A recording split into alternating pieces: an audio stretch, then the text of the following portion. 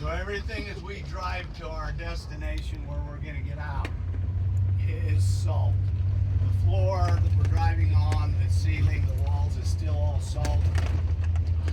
It doesn't look like salt because it's been discolored from 40 years of exposure to two things primarily: diesel emissions and humidity.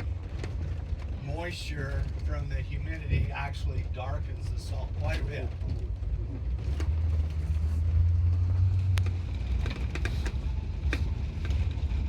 But we'll get to a fresh mining location where it still looks natural. Is where we'll get out.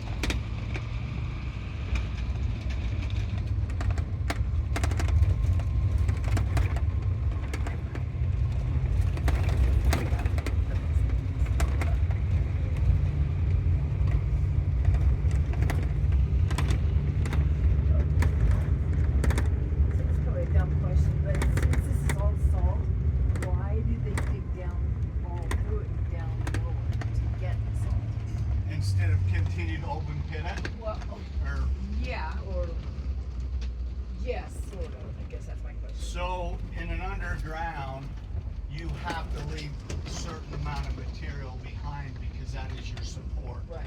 for your underground, so that you don't ever have to worry about collapses. And so that's why we leave a certain percentage of salt behind as our inner burden and as our pillars to support the mine. The reason we chose to go underground is primarily economics.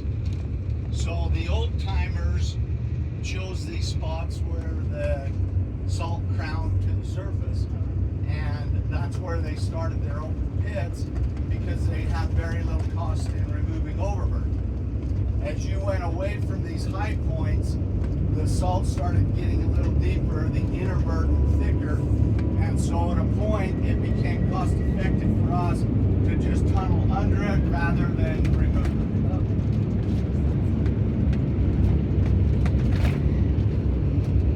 The other benefit and why we did it that we gained, which is second to economics, is moisture. Salt is water soluble, so when you're in an open pit environment and every time it rains and snows, you can get erosion that you may not want.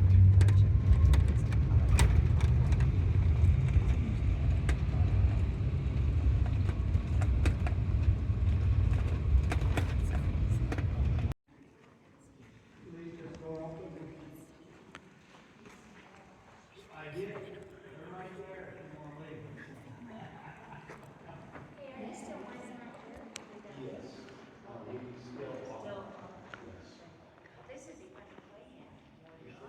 Yes. So, right here is, what did I tell you guys depth was going to go to? On the left side? 5. Yeah, I can't remember if I said 7 or 5. Lots of times I take my tour to the 4th level, which puts us just over 700 feet, but they're doing some production in that entry today, so we're here only on our 2nd level, and you're about 500 feet straight vertical to surface. Being on our 2nd level means we have one tunnel stacked on top of us. Currently, we are 6 levels deep in this mine. The deepest point on level 6 is about 1,000 feet deep, and so 4 tunnels stacked below us. We leave an 80-foot thick sill pillar of salt between tunnels vertically. So 80 feet through this floor would be the ceiling of level 3. Through that tunnel, then another 80 feet of salt we've left to the ceiling of level 4, so on down to 6. Like I told you, this is from an ancient sea that was here at sea level, 5,000 feet down, because our valley is about 5,000 feet above sea level. And the main deposit is at current sea level, 5,000 feet down, but it's been squozen, pushed to the surface. You can't see it here very well, but certain places, you can't ride over the bus right there.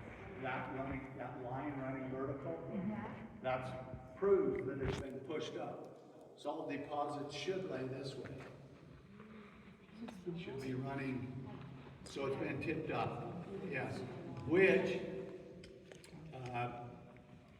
might be interesting to you guys, might not, but it's great for us, the miners. Having a vertical deposit to mine in gives us a lot of strength with down pressure that you do not get in most deposits that lay this way. Very susceptible to collapse. Where we stand vertical, we're very strong against weight.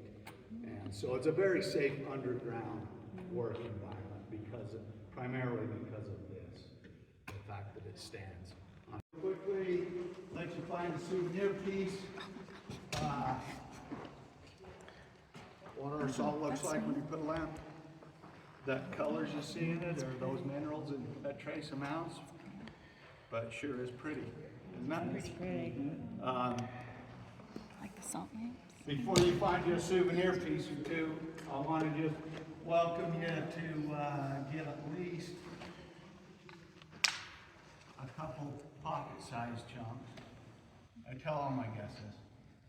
Next time you're a big family barbecue, friends, family get together over a meal, whatever, you pull these out of your pocket and over your meal you just lightly. And then they look at you like you lost your mind, and you can get into a whole explanation about, your mind tour and eating and choosing a natural mineral, sea salt, and I love it. doing your own salt treatment. I'm totally doing that. What kind of questions do you guys? How long is the process from in the mine to our table? Like, how old is the salt that we're getting? Like, how long does it take for the process? Depends on how long it sits on the shelf, right. typically. But if you're, say, ordering it online, I'm gonna guess maybe a month. Oh, okay. Yeah, at the most. It's pretty fresh. 2 weeks to a month after it's processed or packaged to when you receive it. Salt deposits or stuff found in the dwellings in Yes. Colorado. Salt Have you from ever- this deposit found in those dwellings. Yeah. Have you ever found any artifacts from there in here? We haven't. No, but this was, the only thing we ever found, and I don't believe this was Native Americans, I believe this was probably early pioneers. As we started going underground with our first tunnel, we actually mined into a shaft from the surface, a vertical shaft. It was about 4 feet in diameter, and went down to about a depth of 80 feet. From the surface to 80 feet, like a well, but it was a shaft mine for salt, and I believe that was probably early pioneers. Not sure, Native Americans might have just been scraping it off the surface 1,600 years ago, I don't know. Okay. But yeah, we've never found anything, no proof that they, left here. All right, let's go get you a sample. I want that one. You want that one? I didn't even see that there. Yeah, so about the last 6-7 years, Here, no. Leave those. Get it over by the wall. Are you taking? Yeah. Oh, my samples. All right. Find some samples. Y'all need to find me some samples. I'm gonna take a picture.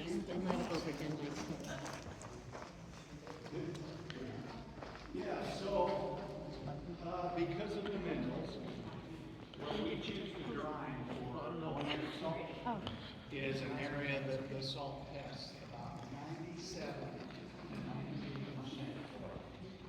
The remaining 2 to 3% is balance.